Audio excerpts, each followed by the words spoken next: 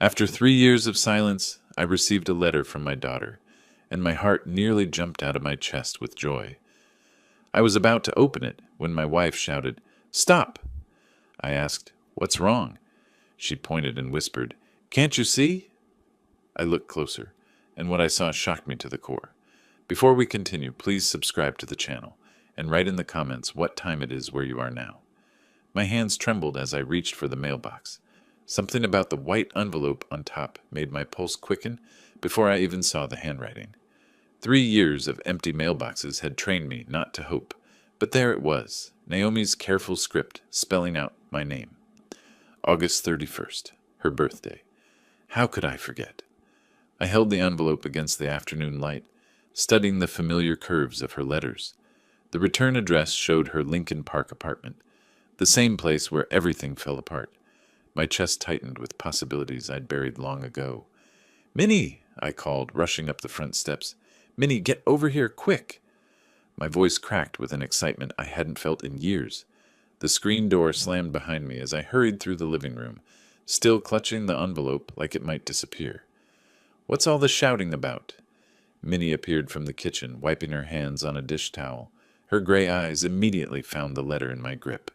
"Look at this." I held it up, watching her expression change from mild annoyance to surprise. "It's from Naomi, today of all days." Minnie stepped closer, adjusting her glasses. "That's her handwriting, all right?" She touched my arm gently. "Are you sure you're ready for this, Ralph?" I turned the envelope over in my hands, feeling its weight. Not heavy enough for multiple pages, but substantial. Real. After 3 years of silence, my daughter had written to me on her 38th birthday. "I keep thinking this might be it," I whispered. "Maybe she's finally ready to talk." The afternoon sun slanted through our front window, casting everything in golden light. Outside, neighbors were coming home from work, children playing in yards, the world continuing as normal. But inside our house, time had stopped. Minnie settled into the chair beside me, her presence steady and warm. "Whatever it says, we'll handle it together." I nodded, though my throat felt tight. 3 years of hoping, of failed attempts, of lying awake wondering if I'd been too harsh, too stubborn. 3 years of missing my daughter's laugh, her quick wit, the way she used to call me every Sunday just to chat. The envelope felt heavier now, loaded with possibilities. Reconciliation, forgiveness, maybe even an invitation to be part of her life again. Or perhaps another rejection, another door slammed in my face. I set it carefully on the coffee table between us, afraid to tear it open, afraid not to. The silence stretched until I could hear the kitchen clock ticking in the next room. "She remembered I'd be thinking of her today," I said finally. Minnie's hand found mine. She always was thoughtful like that. The memory hit me then, sudden and sharp, not of recent years, but of birthday mornings when Naomi was small, racing down these same stairs in her pajamas, eyes bright with anticipation. Before life got complicated, before Ethan, before everything went wrong. I picked up the envelope again, studying the careful way she'd written our address. No mistakes, no crossed-out letters. She'd taken time with this, planned it. That had to mean something good. "I can't remember the last time I felt this nervous," I admitted. "August 31st, 2022, Minnie said quietly. "The day you decided to drive over there and try to talk sense into her." The weight of that memory settled over me like a heavy blanket. That terrible afternoon that changed everything between us. But maybe today would be different. Maybe this letter would finally bridge the gap that had grown between us. I held my breath and prepared to tear open the envelope that might contain my daughter's words of forgiveness. I sank into the kitchen chair, the envelope still unopened in my hands. The familiar weight of it triggered something deep in my memory, transporting me back to that September afternoon 3 years ago when everything unraveled. I remembered standing outside Naomi's apartment building, my finger hovering over her doorbell. The Lincoln Park neighborhood bustled around me. Young professionals rushing home, couples walking dogs, the energy of a city that never slowed down. I'd driven there with such determination, convinced I could make her see reason about Ethan. The apartment buzzed me up without question. When Naomi opened her door, she looked tired in a way that worried me. Dark circles under her eyes, her usually perfect posture slightly slumped. "Dad, What are you doing here? We need to talk, sweetheart, about your marriage. Her jaw tightened immediately. If this is about Ethan again, it is about Ethan, and about you making the biggest mistake of your life. She stepped back, but didn't invite me in. I'm 35 years old. I don't need relationship advice from my father. When your husband is gambling away your future, you need advice from someone who cares about you. That's when Ethan appeared behind her, his hand possessive on her shoulder. The sight of him made my stomach churn. Too smooth, too charming, the kind of man who could convince you to give him your last dollar and thank him for it. Ralph, he said with false warmth, what brings you by? I'm talking to my daughter about the casino receipts I saw in your car last month. Naomi's face went white. You were snooping in our car? I was helping you move that bookshelf, and papers fell out of the glove compartment. $1,200 in one night, Naomi. How many nights like that have there been? Ethan's mask slipped for just a second, revealing something cold underneath. That was a work event. Client entertainment. Don't lie to me, son. I know the difference between business expenses and addiction. This is my life, Naomi exploded. My marriage, my decisions. When are you going to stop treating me like a child? When you stop acting like one? This man is destroying your credit, probably already drained your savings. You don't know what you're talking about. But I could see in her eyes that I did know. The way she couldn't quite meet my gaze, the defensive set of her shoulders, the way Ethan's grip on her shoulder tightened possessively. What about family, Naomi? Doesn't that mean anything to you anymore? Family? She laughed bitterly. You mean the family that never accepted my choices? That questioned every decision I made? We questioned this one because we love you. No, you questioned it because you can't control me anymore. Ethan stepped forward then, his voice silky with false concern. Maybe it's time for some space, Ralph. Let Naomi make her own choices without interference. The manipulation was so smooth, so practiced. I watched my daughter's face as she absorbed his words, saw her building walls I'd never be able to scale. He's right, Dad. I think you should leave. The words hit me like physical blows. Naomi, please, just think about what I'm saying. I'm thinking, and I'm choosing my husband over your suspicions. The door closed in my face with a soft click that echoed like thunder. I stood there for several minutes, hoping she'd change her mind, hoping the door would open again. It never did. Now, sitting in my kitchen 3 years later, I could still feel the weight of that rejection. The drive home had been the longest of my life. The memory of that closed door led me to remember everything that came after. 3 years of desperate attempts to bridge the gap that seemed to widen with each passing month. I'd started calling the next day, then the day after that. Voice messages that went unanswered, text messages that showed as read but never replied to. Minnie watched me wear a path in our kitchen floor, pacing with the phone pressed to my ear, listening to Naomi's recorded greeting over and over. Hi, sweetheart, it's Dad. I just wanted to say I'm sorry about yesterday. Maybe we could grab coffee and talk things through. Call me back. She never did. By October, Ethan started answering her phone. She doesn't want to talk to you, Ralph. Let me hear that from her. You heard it when you drove over here uninvited and upset her. Leave us alone. The line went dead. I tried driving to her apartment twice in November. The first time, Ethan met me in the lobby, his expensive suit and practiced smile making my working man's clothes feel shabby. This has got to stop, he said, blocking my path to the elevator. You're causing her stress. I'm causing her stress? What about what you're doing to her bank account? His smile never wavered, but his eyes went cold. Careful, old man. Harassment is a serious charge. The second visit was worse. He met me at my car before I even reached the building. I warned you, he said, pulling out his phone. One more visit, and I'm calling the police. Naomi doesn't want to see you. Christmas was the hardest part. I'd always been the one to pick out Naomi's gifts, spending weeks finding exactly the right thing. That year I chose a beautiful leather journal, the kind she'd loved since college, with her initials embossed in gold. It came back unopened. Returned to sender, stamped across the package in red ink. My birthday cards came back the same way. Mother's Day flowers for Minnie, returned. Every attempt at connection bounced back like I was throwing stones at a brick wall. The final attempt came last spring. I'd heard through Nancy that Naomi's IT company had moved to a new building downtown. I took a sick day from work and waited in the lobby, hoping to catch her during lunch. When she appeared, walking with colleagues toward the revolving door, my heart nearly stopped. She looked thinner, tired, but still beautiful. Still my little girl. "Naomi!" She turned, and for a split second I saw something like longing in her face. Then it shuttered closed. "Dad, you can't be here." "Just 5 minutes, please. We used to be able to talk about anything." Her colleagues had stopped, sensing drama. She stepped closer, lowering her voice. "Ethan will be furious if he finds out you were here." "Then don't tell him. This is between us." "Nothing is just between us anymore." Her voice cracked slightly. I made my choice. "You can unmake it." She shook her head, and I saw tears threatening. "It's too late for that." She walked away without looking back, leaving me standing in a corporate lobby, surrounded by strangers who pretended not to stare. That night, I told Minnie I was done trying. Some bridges, once burned, couldn't be rebuilt. But sitting here now, holding this unexpected letter, I felt that old hope stirring again. Maybe I'd been wrong. Maybe some bridges could be rebuilt after all. I stood up, carrying the letter with me as I went to find Minnie. Whatever this envelope contained, we'd face it together.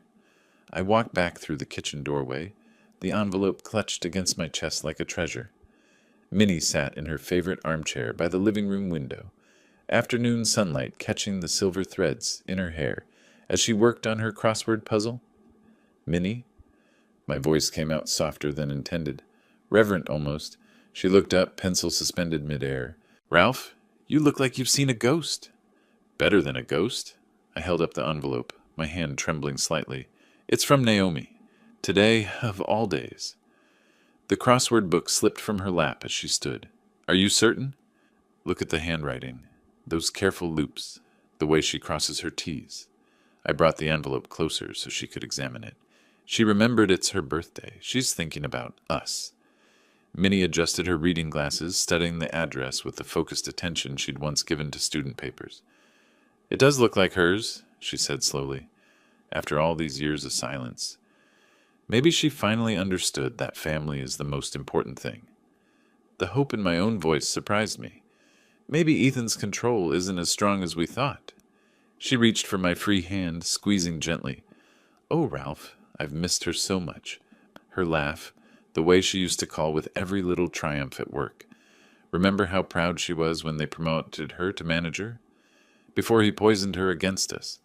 The old anger tried to surface, but I pushed it down. Today was about hope, not bitterness. But this letter changes everything. She reached out first. We stood there together, both staring at the envelope that might contain our daughter's words of forgiveness. The living room felt charged with possibility, like the air before a thunderstorm that promises to wash everything clean. "What do you think she says?" Minnie whispered. "Maybe she's pregnant. Wants to tell us about grandchildren." My imagination ran wild with possibilities. Or she left him. Realized we were right about his gambling. Or she just misses her dad. Minnie's eyes filled with tears. 38 years old today, and part of her is still our little girl who used to climb into bed with us during thunderstorms. I nodded, remembering birthday mornings filled with pancakes and torn wrapping paper, when making Naomi happy was the easiest thing in the world. Before life got complicated, before we lost each other in a maze of pride and misunderstanding. "Whatever she says, we'll face it together," Minnie said, settling into the couch beside me.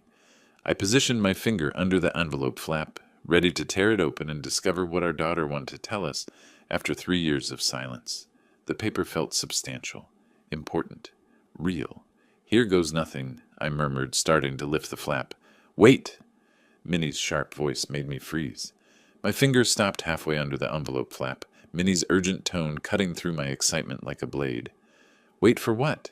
She leaned closer, squinting at the address through her reading glasses. "Give me another look at that handwriting."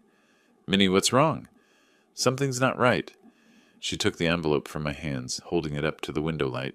"Look at how she wrote your name. See the slant?"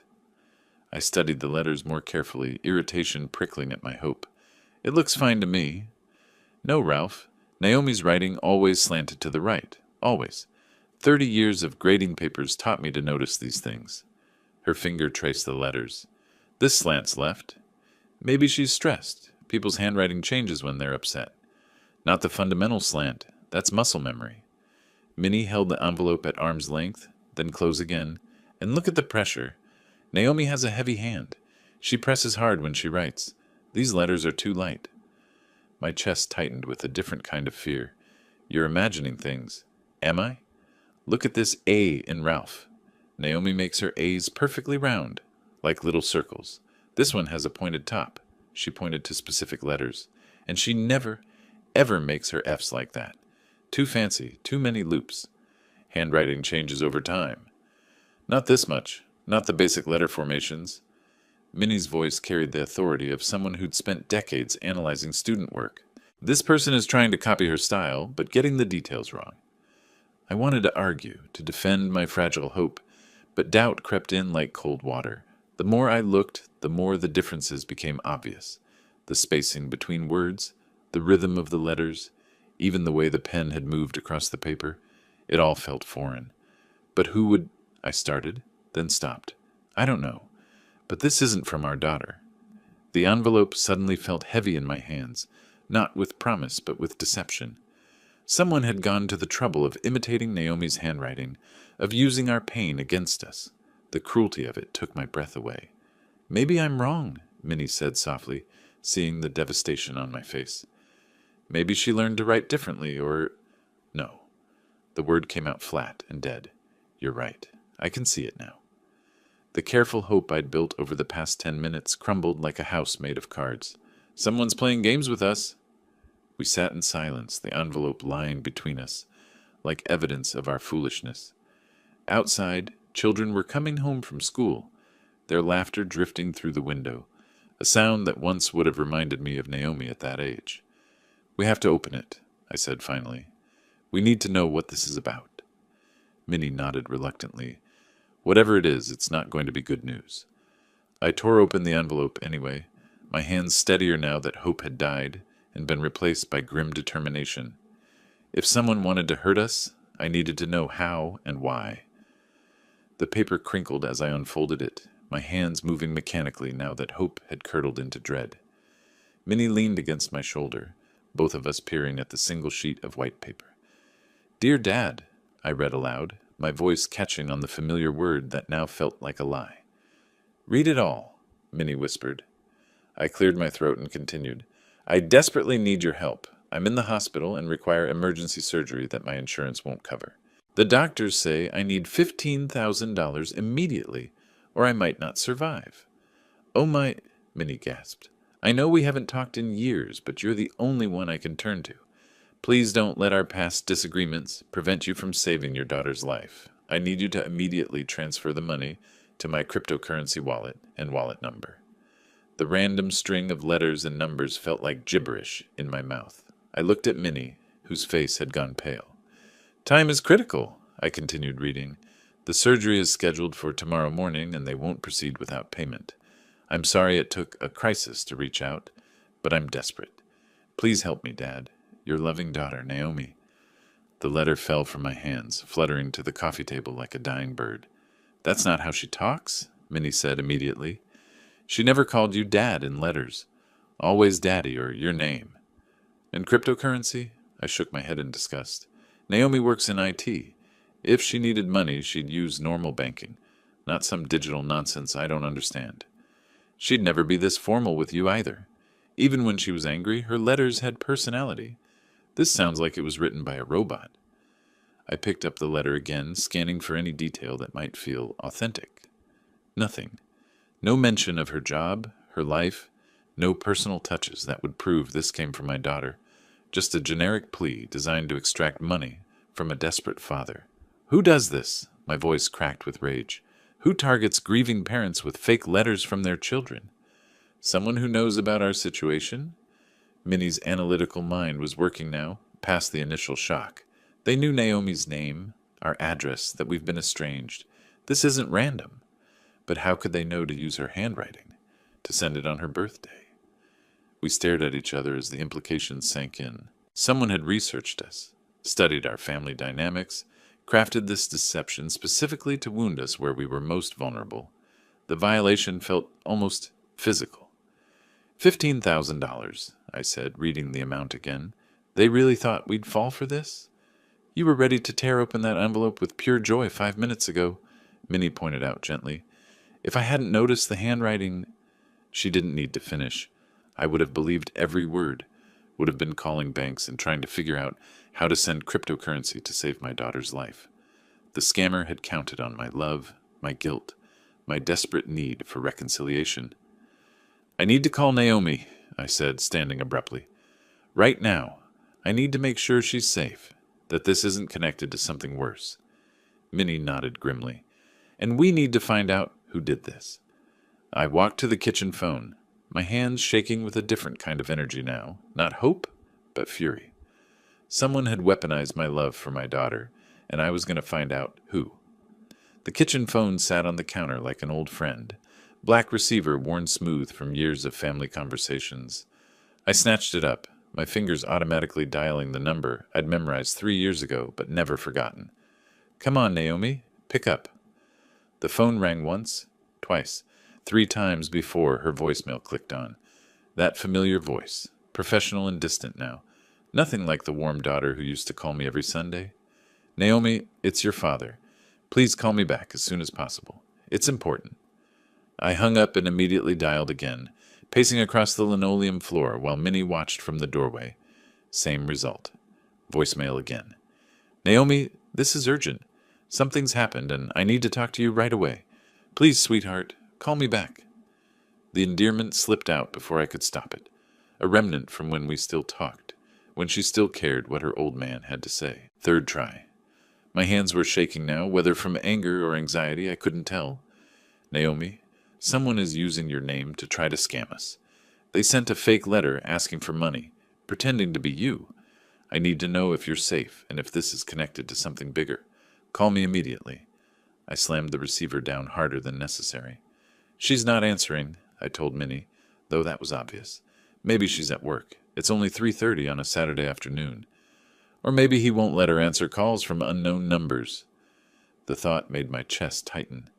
What if he screens all her calls, controls who she talks to? Minnie stepped closer, her hand gentle on my shoulder. Ralph, your blood pressure, you're getting worked up. Of course I'm worked up. Someone is targeting our family, using our pain to steal money, and our daughter won't even take a phone call from her father. The words came out bitter, 3 years of frustration boiling over. What are you going to do? I looked at the fake letter still lying on the kitchen counter, evidence of someone's cruelty and calculation. The cryptocurrency address seemed to mock me with its random string of letters and numbers, so impersonal, so cold. I'm driving over there. Ralph, no, you know how that ended last time. This is different. I'm not going to lecture her about her marriage. I'm going to warn her that someone is using her identity for fraud. I grabbed my car keys from the hook by the back door. She has a right to know someone is impersonating her. What if she doesn't believe you? What if she thinks you made up the letter as an excuse to contact her? The possibilities stopped me cold. Naomi was smart enough to consider that angle, suspicious enough after 3 years of silence to question my motives. But the alternative was doing nothing while someone used her name for criminal purposes. Then I'll show her the letter. Let her see the handwriting that isn't hers. The cryptocurrency scam, the generic medical emergency that doesn't match anything real about her life. I headed for the garage door. I can't just sit here knowing someone is targeting our family. Be careful, Ralph. Remember what the doctor said about your heart. I paused at the door, one hand on the knob. My heart's been broken for 3 years, Minnie. A little confrontation won't make it worse. The afternoon sun hit me as I backed out of the driveway, Minnie's worried face visible in the front window. Traffic was light leaving Evanston, but I knew it would get heavier as I approached the city. 45 minutes to Lincoln Park. 45 minutes to figure out what I was going to say to the daughter who'd chosen her husband over her family, who'd refused every attempt at reconciliation, who might slam the door in my face the moment she saw me standing there. But someone was using her name to hurt us, and that crossed a line I couldn't ignore. The engine hummed steadily as I merged onto Lakeshore Drive, downtown Chicago's skyline rising like concrete mountains in the distance. Saturday afternoon traffic moved at a decent pace, giving me too much time to think. Someone had studied our family dynamics carefully enough to know about the estrangement, to time the letter for Naomi's birthday, to forge her handwriting well enough to fool me initially. This wasn't some random scammer casting a wide net. This was targeted, personal, cruel. A delivery truck slowed ahead of me, forcing everyone into the left lane. I drummed my fingers on the steering wheel, watching Lake Michigan stretch endlessly to the east. Gray clouds were building over the water, promising rain later. The anger that had fueled my decision to drive here began mixing with familiar doubt. What if Naomi really did refuse to see me? What if she accused me of harassment, of fabricating the letter as manipulation? 3 years of silence had created a gulf that might be unbridgeable. But the alternative was worse, doing nothing while someone weaponized our family pain for profit. Traffic thickened as I approached downtown, the usual weekend congestion of tourists and shoppers heading to Navy Pier and the Magnificent Mile. I took the North Avenue exit, winding through streets that grew progressively more upscale as I entered Lincoln Park. Naomi's neighborhood represented everything she'd achieved without us: professional success, financial independence, a life carefully constructed to exclude the parents who'd raised her. The townhouses here cost more than I'd made in 5 years of engineering work. I'd driven these streets before during my failed reconciliation attempts, memorizing the route to my daughter's door. The brick facades and manicured gardens spoke of young professionals who'd made it, who belonged to a different social class than their working-class parents. My hands gripped the steering wheel tighter as I imagined the conversation ahead. Best-case scenario, Naomi would listen, understand the threat, maybe even thank me for warning her. Worst case, she'd see this as another attempt to interfere in her life, another reason to keep me at arm's length. What if she genuinely didn't know about the letter? That seemed most likely. Why would she be involved in scamming her own parents? But then who was behind it? Ethan was the obvious suspect. But would he really stoop to forging his wife's handwriting to steal from her family? The neighborhoods changed as I drove deeper into Lincoln Park, from busy commercial streets to quieter residential blocks, lined with expensive cars and joggers in designer athletic wear. These were Naomi's people now, her chosen community of successful urbanites, who probably never dealt with the kind of working-class struggles Minnie and I had faced. I found a parking spot 2 blocks from her townhouse, feeding quarters into the meter with slightly shaking hands. The walk would give me time to prepare, to figure out exactly how to present this situation without sounding accusatory or desperate. The late afternoon sun cast long shadows between the buildings, and I could hear the distant sounds of a neighborhood barbecue, children playing in a nearby park. Normal Saturday activities for people with normal family relationships. Naomi's townhouse came into view, 3 stories of red brick with black shutters, a small front garden filled with flowers I didn't recognize. Expensive, tasteful, everything she'd wanted that we couldn't provide when she was growing up. Lights were on in the front windows. Someone was home. I stood at the bottom of her front steps, looking up at the burgundy door with its brass knocker and security system panel. 3 years since I'd last stood here. 3 years since she'd chosen her husband over her father's warnings. My finger hovered over the doorbell. The doorbell chimed with an elaborate melody that echoed through the townhouse. Footsteps approached, quick, light steps I remembered from childhood. The security peephole darkened as someone looked through, then went light again. A pause, then the sound of locks turning. The door opened to reveal Naomi, older now, but still unmistakably my daughter. Her dark hair was shorter than I remembered, styled in a way that made her look more sophisticated, more distant. She wore a casual dress that probably cost more than my monthly grocery bill. "Dad?" The word came out flat, neither welcoming nor hostile, just surprised. "Hello, Naomi." We stared at each other across the threshold, 3 years of silence stretching between us like a physical barrier. She looked healthy, which relieved me more than I wanted to admit. No signs of the emergency surgery mentioned in the fake letter. "What are you doing here?" "I need to ask you something important." I reached into my jacket pocket. "Did you write this?" I held out the letter, watching her eyes scan the familiar handwriting that wasn't quite hers. Her brow furrowed as she read, genuine confusion replacing the guarded surprise. "I didn't write this." She looked up at me sharply. "Where did you get it?" "It came in today's mail, on your birthday." "Dad, I haven't written to you in 3 years. I didn't write this letter." Her voice carried conviction, but also something else. Hurt that I would even ask, as if my question proved I didn't know her at all anymore. Then who did? Who would forge your handwriting to ask for money? You tell me. You're the one who brought it here. Naomi, I'm not accusing you of anything. I'm trying to protect you. Someone used your name, your handwriting, your identity to try to scam $15,000 from your parents. The words came out sharper than I intended. That's convenient. Her tone shifted from confused to cold. You fabricate some letter as an excuse to show up at my house uninvited. Fabricate? The accusation hit me like a slap. Why would I do that? Because you've been trying to contact me for 3 years, and this was the only way left? Behind her, I caught sight of Ethan entering the hallway. He wore expensive casual clothes, the kind of weekend outfit that probably cost more than my car payment. His appearance wasn't accidental. He'd been listening. Naomi? Who is it? He asked, though he obviously knew. My father. Apparently someone's been writing fake letters from me asking for money. Ethan's face showed concern, but something flickered in his eyes, too quick for me to identify. That sounds like a scam. You should report it to the police, Ralph. Maybe I will. I studied his face, looking for any sign that he recognized the letter. Strange coincidence, though. $15,000. That's about what someone might lose in a really bad night at the casino. Ethan's jaw tightened almost imperceptibly. I wouldn't know anything about that. Wouldn't you? Dad, that's enough. Naomi stepped protectively closer to her husband. You can't just show up here making accusations. I'm not making accusations. I'm asking questions. I looked between them, noting how Ethan's hand had moved to Naomi's shoulder. Possessive. Controlling. Someone targeted our family specifically. Someone who knew about our situation, your birthday, your handwriting style. Anyone could find that information online these days, Ethan said dismissively. Could they? Could they find samples of Naomi's handwriting? Could they know she's been estranged from her parents for exactly 3 years? Dad, you need to leave. Naomi's voice carried finality.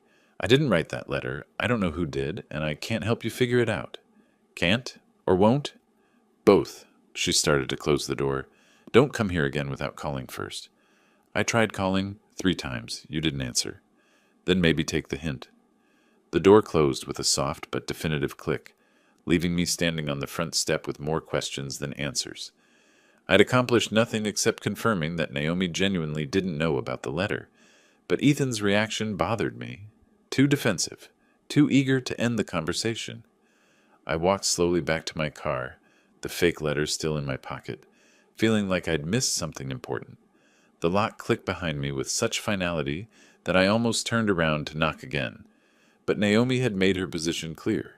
She didn't want to see me, didn't believe me, and thought I'd fabricated the letter as manipulation. Walking back to my car felt like moving through thick water, each step heavier than the last. The golden evening light that had seemed hopeful during my drive here now felt mocking, illuminating my failure in harsh detail. I started the engine and pulled away from the curb, watching Naomi's townhouse shrink in my rearview mirror. 3 years of hoping for reconciliation, and I'd managed to make things worse. She probably thought I was getting desperate in my old age, creating elaborate schemes just to force contact. Traffic moved slowly on Lakeshore Drive, giving me too much time to replay the conversation. Something about Ethan's behavior bothered me, but I couldn't put my finger on what. The way he'd appeared so quickly behind Naomi, like he'd been listening, the slight tenseness in his voice when he suggested reporting the letter to police, the protective way he'd stood with his hand on her shoulder. Most telling was his reaction when I mentioned casino gambling. Just a flicker, barely noticeable. But I'd spent 40 years as an engineer, learning to notice when something didn't fit properly. By the time I reached Evanston, instead of turning toward home, I found myself pulling into Dawes Park, the same place where I used to bring Naomi when she was small, where we'd feed ducks and talk about everything and nothing. The bench I chose overlooked the pond, now empty of ducks, but still peaceful in the fading light. I pulled out the fake letter again, studying it with fresh eyes. Minnie had been right about the handwriting. Too many small details were wrong. But whoever wrote this knew enough about our family to target us, specifically. $15,000. the exact amount someone might need to cover gambling debts accumulated over months of bad luck at Chicago's casinos. Someone who had access to samples of Naomi's handwriting, who knew about our estrangement, who understood exactly which emotional buttons to push. Someone who lived in the same house as my daughter. The more I thought about it, the more Ethan's behavior made sense. His eagerness to end the conversation, his defensiveness when I mentioned casinos, the way he'd positioned himself between Naomi and me like a barrier. He wasn't protecting her from an unwelcome father. He was protecting himself from exposure. A cool breeze rustled the trees, carrying the first hint of autumn's approach. Change was coming, whether any of us wanted it or not. I folded the letter carefully and put it back in my pocket. Evidence. Not of Naomi's betrayal, but of someone else's desperation and manipulation. Someone who thought he could use our family's pain for his own financial salvation. The park was growing quiet as families gathered their children and headed home for dinner. Normal families who talked to each other, who didn't have years of silence to bridge, who didn't have to worry about fraud and manipulation tearing them apart.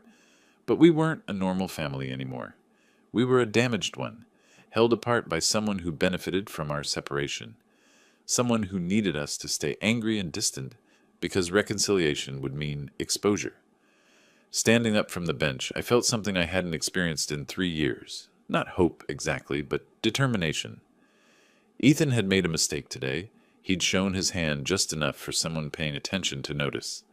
I walked back to my car, already planning what I'd tell Minnie. We needed to wait and watch. If Ethan had written that letter, he'd probably made other mistakes too. Desperate people usually did. The drive home took only 5 minutes, but it felt like emerging from a long, dark tunnel into light. For the first time since the divorce, I had a target for my anger that wasn't my own daughter. 3 days passed like slow torture. Minnie and I discussed the situation endlessly, analyzing every detail of my confrontation with Naomi, every suspicious reaction from Ethan. We decided to wait, to let things develop naturally rather than pushing harder and risk making everything worse. Tuesday evening arrived gray and drizzly, the kind of weather that matched my mood. Minnie was in the kitchen preparing dinner when the doorbell rang at exactly 7 o'clock. "I'll get it," I called, expecting maybe a neighbor or delivery driver. The last person I anticipated seeing was my daughter, standing on the front porch, soaking wet from the rain, clutching a manila folder against her chest. "Naomi?" "Dad, I need to talk to you." Her voice cracked slightly. "I found something terrible." She looked like she'd been crying. Her usually perfect hair hung limp around her face, and her expensive clothes were wrinkled as if she'd thrown them on without care. But it was her eyes that stopped me cold. They held the same desperate clarity I'd seen in the mirror 3 years ago. "Come in, sweetheart. You're soaking." I stepped aside, watching her shake rain droplets from her jacket. Minnie appeared in the hallway, took one look at Naomi's distressed state, and immediately shifted into maternal mode. "Oh, honey, what's wrong? Let me get you a towel." "I'm fine, Minnie. Naomi opened the manila folder with trembling hands. "Dad, look at these papers. I found them in Ethan's desk." She spread several sheets across the coffee table. Even from across the room, I could see what they were. Practice sheets filled with handwriting exercises. Row after row of attempts to copy familiar letter formations. "What am I looking at?" I asked, though my heart was already racing. "Practice sheets. He was trying to copy my handwriting." Her voice broke completely. "Dad, look at this one." She pointed to a sheet covered with attempts at writing her own name, her address, even what looked like draft versions of the fake letter I'd received. The evidence was overwhelming, undeniable. "I found these yesterday when I was looking for our insurance papers. They were hidden in a folder marked business expenses." She wiped her eyes with the back of her hand. "I confronted him about it last night." "What did he say?" "At first he denied everything. Said they weren't his, that maybe someone planted them." She laughed bitterly. "But when I pressed him, when I threatened to call you and ask if you'd really received a letter, he confessed." He broke down completely. "Dad, he has gambling debts. Serious ones. He's been going to the casino in Hammond 3-4 times a week for months. He owes money to people who aren't patient about collecting." The pieces fell into place with sickening clarity. Ethan's nervousness during my visit, his eagerness to get rid of me, his defensive reaction to any mention of gambling. It all made perfect sense now. He targeted you because he knew about our estrangement, Naomi continued. He thought you'd be so desperate to hear from me that you'd send money without asking too many questions. How much does he owe? $37,000. The number fell between us like a stone. The letter asking for $15,000 was just the first payment. He planned to send more letters, different medical emergencies, until he got enough to cover his debts. I sat down heavily, the full scope of Ethan's manipulation finally clear. He hadn't just been a bad husband. He'd been systematically using our family's pain for his own criminal purposes. Dad, I'm so sorry. Naomi's tears started flowing again. You were right about him 3 years ago. You tried to warn me, and I chose him over you. I let him convince me that you were trying to control my life when you were actually trying to protect me. Sweetheart? No, let me finish. I should have listened to you. I should have seen the signs. You and Minnie are the only people in the world who would never lie to me or hurt me, and I threw that away because a manipulator told me I should. Minnie moved to sit beside her on the couch, wrapping an arm around her shoulders. The important thing's that you found out the truth. I'm filing for divorce, Naomi said firmly. Tomorrow. I can't stay married to someone who would try to steal money from my parents by pretending to be me. I looked at my daughter, really looked at her for the first time in 3 years, and saw not the defensive woman who'd shut me out, but the strong, intelligent person Minnie and I had raised. She'd been manipulated and isolated, but she hadn't been broken. Can you forgive me? She whispered. I didn't trust my voice to answer, so I just held out my arms. She fell into them like she was 12 years old again, and for the first time in 3 years, my family was whole. Come on, both of you, Minnie said, standing up and smoothing her apron. Let's sit down properly and talk about this over a meal. I was just making pot roast. There's plenty for 3. We moved into the kitchen together, and I watched Minnie automatically set a third place at our small table. The simple domesticity of the moment, plates and silverware, the smell of dinner, my daughter sitting in the chair she'd occupied as a child, felt like a miracle. I can't believe I let him isolate me from you for so long, Naomi said, accepting the plate Minnie placed before her.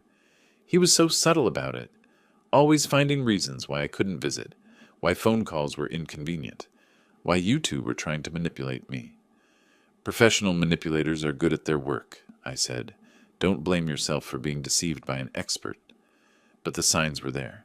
The secrecy about money, the way he controlled my schedule, how he always had an explanation for why my family was the problem. She pushed food around her plate absently. He made me believe that choosing him meant proving my independence. I reached across the table and covered her hand with mine. The important thing is that you saw through it eventually. I should have seen through it 3 years ago when you tried to warn me. Should have, could have, would have. Minnie's voice carried the practical wisdom of decades. None of that matters now. What matters is moving forward. I stood up and walked to the kitchen drawer where I kept matches. Speaking of moving forward, there's something we need to do. I pulled out the fake letter, now wrinkled from being carried around for days.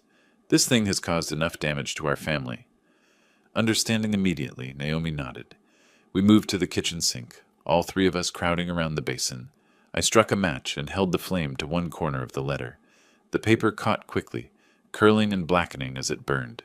Good riddance, Naomi whispered, watching the last traces of Ethan's deception wash down the drain. With the letter destroyed, Minnie disappeared into the living room and returned carrying a thick photo album, the one filled with pictures from Naomi's childhood. She opened it to a page showing a gap-toothed 8-year-old Naomi at a Cubs game, grinning between her parents. Remember this day? Minnie asked. You insisted on getting a hot dog at every inning. And Dad kept buying them for me even though I only ate half of each one. Naomi laughed, the first genuine laughter I'd heard from her in years. We spent the next hour looking through photos, remembering birthday parties and Christmas mornings, family vacations, and quiet Sunday afternoons. Each picture was proof that we'd been a loving family once, that the bonds between us were stronger than any manipulator could permanently break. I've missed this so much, Naomi said, touching a picture of herself at 16, rolling her eyes at something I'd said. I've missed having parents who actually cared about my well-being instead of what they could get from me. You'll always have that, I said firmly. No more years of silence. We stay in touch from now on, no matter what. Never again, she promised. And Dad, I want to write you a real letter. Next week, when things settle down. A real letter in my real handwriting, telling you everything I've wanted to say for 3 years. The contrast was perfect. From fake communication designed to steal money to genuine connection meant to rebuild love. It felt like the universe correcting itself. What about Ethan? Minnie asked practically. Where will you stay during the divorce proceedings? I've already moved out, Naomi said. I'm staying at a hotel for now, but I was hoping... She looked between us uncertainly. Could I maybe stay in my old room for a few weeks, just until I find my own place? Sweetheart, this is your home, I said. It always has been. We just lost you for a while. As we cleaned up the dinner dishes together, the three of us moving around the kitchen in comfortable synchronization, I marveled at how quickly the natural rhythms of family life reasserted themselves. It was as if the 3 years of separation had been a bad dream, dissolved by truth and honesty. Later, as Naomi settled into her old bedroom, I stood in the doorway watching her organize her things. She looked younger somehow, freed from the weight of maintaining a marriage built on lies and manipulation. Thank you for not giving up on me, she said quietly. Never, I replied. Family doesn't give up. That's what makes it family. Outside, rain continued falling, washing the world clean for tomorrow. If you liked this story, please like this video, subscribe to the channel, and share your impressions of this story in the comments. To listen to the next story, click on the box on the left. Thank you for watching.